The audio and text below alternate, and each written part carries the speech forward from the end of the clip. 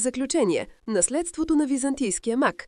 Магическият трактат на Соломон «Хигромантия» е текст с огромна историческа и феноменологична тежест. Той документира светоглед, в който космосът е жив, иерархичен и манипулиран. Чрез прецизното прилагане на астрология, време, ботаника, симпатичен материал и теология, божествени имена, византийският маг се е спремил да постави хаотичните духове на подлунния свят, демони като Оноскелия и Абизо, под реда на надлунния свят, ангели и планети.